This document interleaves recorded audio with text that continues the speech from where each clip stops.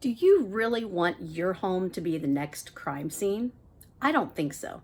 I'm Denise Swick with Remax Performance, and I hold in my hand a letter from the Northern Kentucky Board of Realtors talking about an instance that happened just last week in February of an agent that went to show a property last minute on a Friday, and while at the property found that the woman had not only a rope tied around her waist, but when she took her coat off, a knife literally fell out from underneath her coat. Luckily, the agent dodged a bullet and was able to get out of the home safely. And the agent, they followed her out of the house, and then only to find out the car that they were driving was a rental car, and the number that they had called from was disconnected the next day. So, as a professional real estate agent, there's not a seller out there that I know of that doesn't think that every buyer coming through their home is pre-qualified.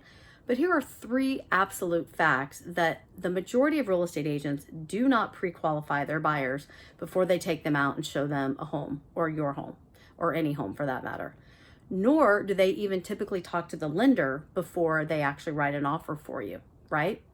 And the majority of them really have no proof that the buyer is legitimate and can afford what your home has to offer, you know? So we don't want your home to be the next crime scene. Here are three really important tips that you need to ask when you're interviewing real estate agents for the job of selling your home. And the spring season's coming up and the market's hot, by the way. But ask that agent, is every buyer coming through my door, whether they're your buyer or not, are they pre-qualified?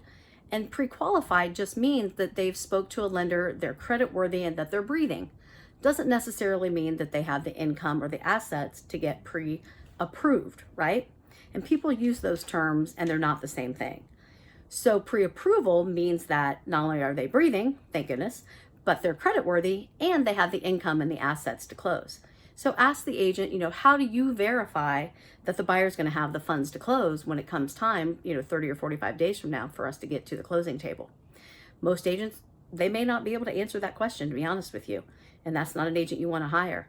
And finally, I would ask, at what lengths are you willing to go to make sure that I have a viable buyer on my property, whether it's your buyer or another agent's buyer from your company or another company?